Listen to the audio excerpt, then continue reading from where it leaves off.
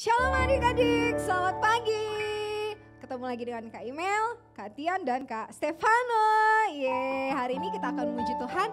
Yuk siapkan hatimu, Kak Imel undang semuanya untuk kita berdiri ya. Kita mau katakan, sungai sukacitamu mengalir dalamku.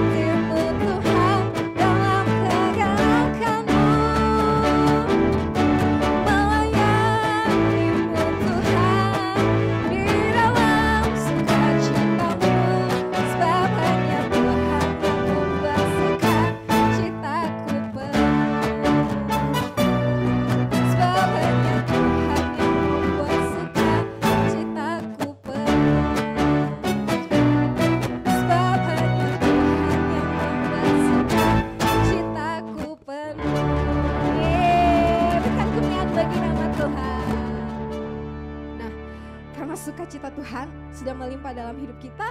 Sekarang kita mau katakan bertambah-tambah dalamnya kasih-Mu Tuhan.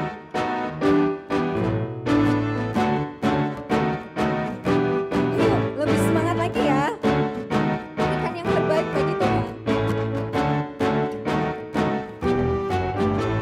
Bertambah-tambah dalamnya, bertambah-tambah lebarnya, bertambah-tambah tingginya kasih Yesus dalamku. Sekali lagi. Bertambah-tambah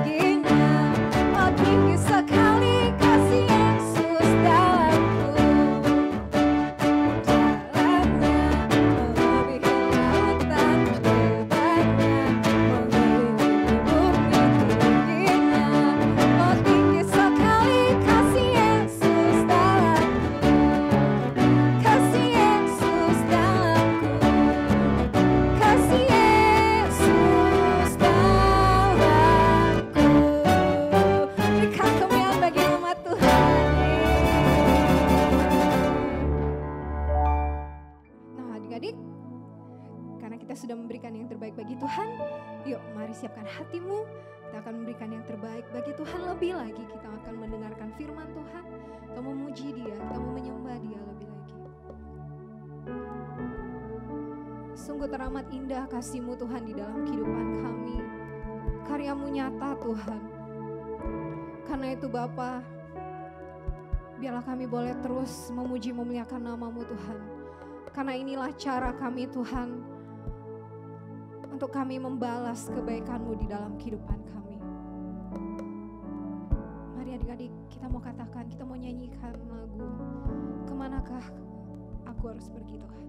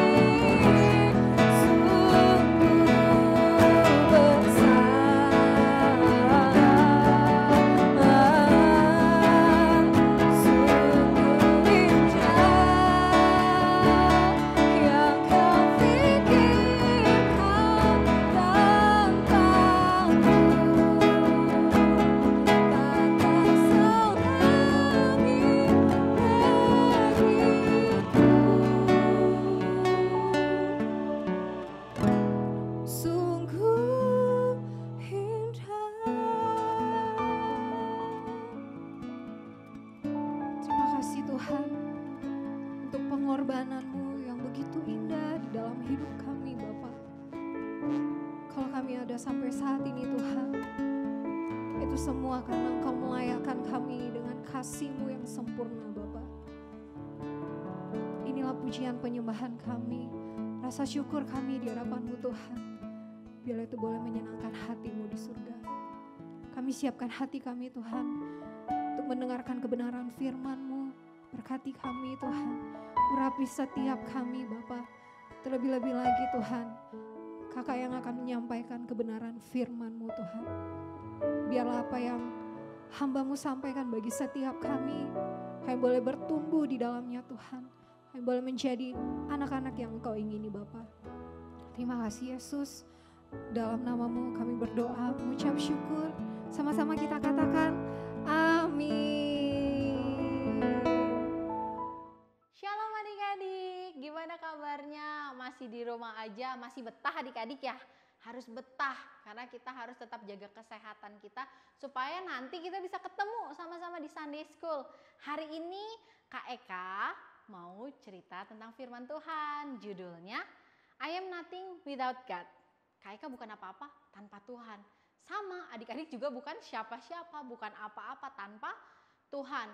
Firman hari ini kakak ambil dari Kisah Para Rasul pasal 13, 14, 17, dan 28. Banyak ya. Ya, nanti sehabis ibadah adik-adik boleh tanya ke mama papa, baca bareng-bareng Alkitabnya. Apa sih yang Kak Eka ceritain? Apa sih lebih detailnya, lebih rincinya tuh apa aja? Tapi Kak Eka mau nanya, minggu lalu ada yang ikut ibadah? Pasti adik-adik ikut ya, adik-adik rajin, adik-adik hebat. Siapa yang bawa firman? Siapa? Kak Yeva. Kak Yeva cerita tentang Paulus. Yang tadinya namanya Saulus. Lalu dia bertobat menjadi Paulus. Hari ini Kak Eka mau lanjutin ceritanya. Jadi setelah Paulus itu bertobat dan mengikut Tuhan, Paulus punya satu hal yang diinginkan dalam hidup. Apa? Dia mau melayani Tuhan seumur hidupnya. Oleh karena itu Tuhan mengirim Paulus ke banyak tempat, ke banyak negara untuk memberitakan firman Tuhan, kebenaran firman Tuhan. Sehingga banyak sekali orang bertaubat, banyak orang percaya kepada Tuhan dan menganggap Tuhan itu sebagai juru selamat. Nah, ini adalah Paulus dengan Barnabas. Satu hari mereka pergi ke sebuah kota bernama Listra. Nah, di situ Paulus sedang memberitakan kebenaran firman Tuhan seperti biasa. Ada satu orang yang duduk, dengerin firmannya. Dengerin apa sih yang Paulus bilang. Apa sih isi firman Tuhan. Dia sungguh-sungguh mendengarkan. Dan Paulus melihat orang ini. Orang ini kok sungguh-sungguh ya dengar firman Tuhan ya. Dia gak main-main, dia gak ngobrol. Dan Paulus melihat orang itu punya iman. Percaya kepada Tuhan. Tapi kenapa dia duduk saja? Dia itu sejak lahir kakinya lemah. Dia tidak bisa berdiri apalagi berjalan. Ketika Paulus sudah melihat bahwa orang ini sungguh-sungguh dan punya iman, Paulus bilang sama orang ini, berdirilah tegak di atas kakimu. Loh, tunggu. Suruh berdiri tegak di atas kakinya. Tadi kan Kak Eka bilang, dia lemah kakinya sejak lahir. Gimana mau berdiri adik-adik ya? Jangankan berdiri, mungkin kalau ditopang aja, belum tentu dia bisa kuat berdiri kan adik-adik. Nah, tapi karena kebaikan Tuhan, kehebatan Tuhan, orang ini berdiri, berjalan, ke sana kemari, lari bahkan adik-adik. Orang-orang banyak tuh melihat, wah Paulus nih hebat nih. Paulus nih seorang dewa nih. Barnabas seorang dewa nih. Karena menyembuhkan orang lumpuh. Sehingga banyak orang berpikir mereka itu adalah dewa dan mau menyembah Paulus dan Barnabas. Wah, kalau misalnya adik-adik yang dipuji, wah, atau Kak Eka deh. Kak Eka hebat nih, bisa nyembuhin orang yang lumpuh. Apa yang dilakukan? Kalau kita manusia biasa, otomatis kita akan menjadi sombong. Oh iya ya, karena saya yang doa, karena Kak Eka nih, Kak Eka udah doain, Kak Eka udah jenguk, jadinya dia bisa berdiri. Tapi apa yang dilakukan oleh Paulus dan Barnabas? Mereka kecewa, mereka kesal, mereka marah sama banyak orang. Karena apa? Mereka tidak pantas, merasa tidak pantas disebut seorang dewa. Mereka tahu apa yang terjadi, mujizat yang terjadi itu karena Tuhan. Bukan karena kehebatan mereka, bukan karena Paulus tiba-tiba bilang, ayo berdiri. Enggak gitu, itu karena Tuhan, kehebatan Tuhan. Nah, selanjutnya Paulus ke sebuah tempat namanya Athena. Mungkin adik-adik pernah dengar kan, daerah Athena. Di sana banyak sekali orang yang menyembah berhala. Apa sih Kak berhala? Berhala itu kita memuji, menyembah benda-benda yang mati seperti patung dan lain sebagainya. Dan dia melihat ada sesuatu, sebuah mezbah, tulisannya gini. Tulisannya kepada Allah yang tidak dikenal. Coba adik-adik pikirin. Kalau kita mau kasih kado, kita mau kasih hadiah, atau kita mau kasih makanan sama orang, otomatis kita tulisin namanya dong. Untuk Kak Eka, untuk Kak Imel, untuk Kak siapa, untuk Joshua, untuk siapa lagi. Kita pasti tulis nama orang tersebut. Loh, gimana kita mau menyembah kalau kita nggak tahu Tuhan yang dikenal? Kita nggak tahu apa yang kita sembah. Paulus melihat seperti itu. Wah, orang-orang di sini sudah menyembah berhala dan mereka tidak tahu apa yang mereka sembah, siapa yang mereka sembah. Kalau kita yang diutus ke sana, mungkin kita akan berpikir, kita nggak bakal berani ngomong adik-adik. Pasti kita akan memilih pergi. Ah, nggak mau ah, di sini nggak ada gereja, nggak mau ah, nggak ada orang yang percaya Tuhan. Udahlah pergi aja. Tuhan taruh aku di tempat di mana banyak orang Kristen. Tapi Paulus dengan berani bilang ke orang-orang yang menyembah berhala ini, kamu tuh salah. Kamu tuh menyembah Tuhan yang nggak kamu kenal. Asal kamu tahu ya, Tuhan Yesus itu adalah satu-satunya Tuhan dan Juru Selamat di dunia ini. Tuhan yang menciptakan segala sesuatu, bumi dan segala isinya. Tuhan yang menciptakan. Dan dari situ ada juga orang yang dimenangkan, ada juga orang yang percaya kepada Tuhan dan tahu bahwa apa yang mereka lakukan selama ini adalah salah. Tapi dibalik dari semua apa yang dilakukan Paulus, ada juga banyak orang yang tidak suka. Sehingga mereka menganggap Paulus ini adalah penjahat. Karena Paulus mengajak orang-orang itu untuk bertobat, orang-orang percaya sama Tuhan. Sehingga dia dijadikan tahanan. Tahanan tahu kan adik-adik, orang yang dipenjara dan lain sebagainya itu, orang yang melakukan kejahatan. Nah, satu hari dia tuh dibawa menuju Roma dengan kapal adik-adik, bersama beberapa tahanan lainnya. Tapi di tengah-tengah laut loh adik-adik, ada angin ribut, wush, wush. Kapalnya terombang-ambing kiri kanan, udah nggak tahu lagi deh arahnya kemana. Apa yang terjadi di dalam kapal itu? Semua ketakutan. Aduh gimana ini? Gimana kalau tenggelam? Saya nggak bisa berenang. Aduh gimana kalau dimakan ikan hiu dan lain sebagainya. Orang-orang ketakutan.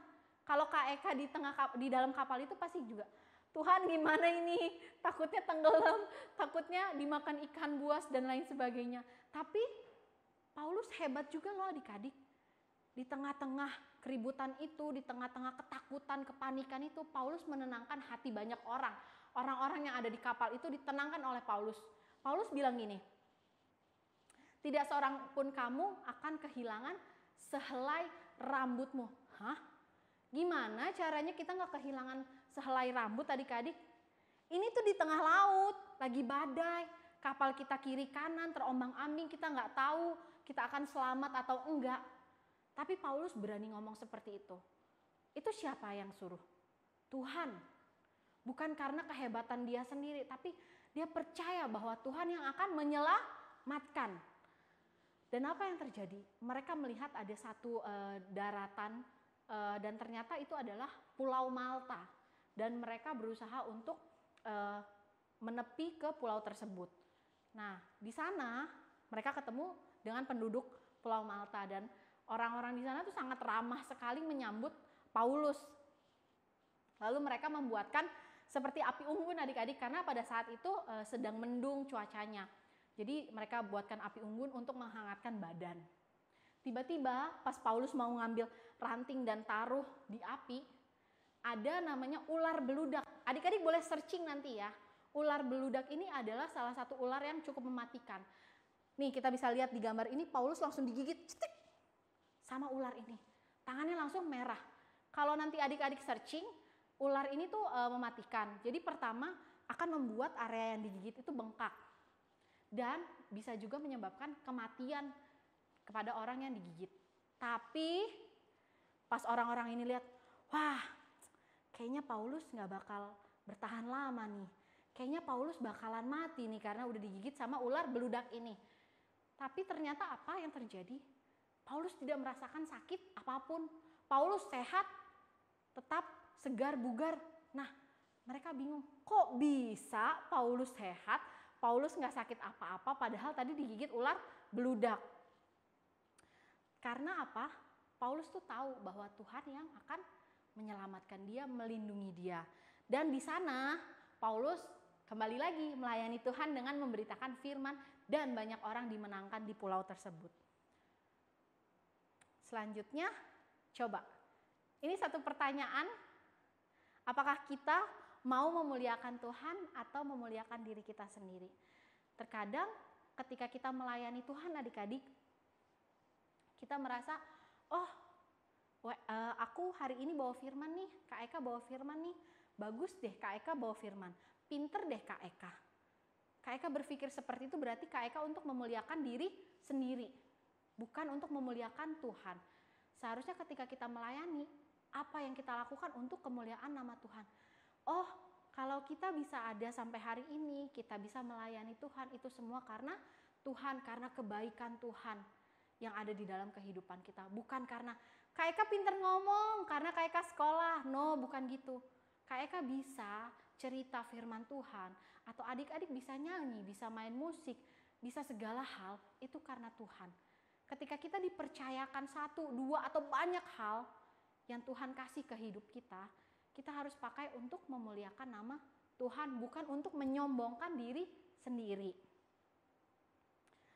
Lalu Paulus, meskipun dia mengalami banyak hal yang baik maupun yang tidak baik, Paulus tetap setia melayani Tuhan sampai akhir hidupnya. Dia melayani Tuhan bukan melayani diri sendiri, bukan menyombongkan dirinya, tapi dia tetap ingat bahwa Tuhan adalah satu-satunya Tuhan dan Juru Selamat. Jadi, apa pilihan kita? Yuk, kita belajar untuk menjadi kaki dan tangannya Tuhan. Gimana Kak? Apakah aku juga harus keliling dunia seperti Paulus? Atau aku harus nulis seperti Paulus tulis di Alkitab? Enggak perlu seperti itu. Cukup dengan kita memberitakan firman. Kita bersyukur, itu baik adik-adik. Itu hal yang baik. Ketika kita bersyukur, kita cerita sama teman kita. Kan sekarang nggak bisa sekolah tatap muka kan. Misalnya kita teleponan atau video call sama teman-teman kita. Hari ini Tuhan baik banget loh. Masa aku bisa begini. Kita ceritain kebaikan Tuhan di dalam kehidupan kita. Kita nggak perlu, coba kamu buka Kejadian 1 ayat 1, Tuhan berfirman, bla bla bla. Nggak perlu gitu. Tapi kita kasih tahu sama teman-teman kita bahwa Tuhan itu baik.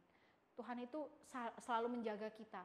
Di tengah-tengah pandemi seperti ini, Tuhan kasih kita kesehatan, kekuatan, itu satu hal yang sangat luar biasa adik-adik. Kalau adik-adik boleh dengerin firman di rumah hari ini, dan bukan di rumah sakit, atau adik-adik hari ini sehat, bisa lari-lari, main, dan lain sebagainya, itu berkat dari Tuhan.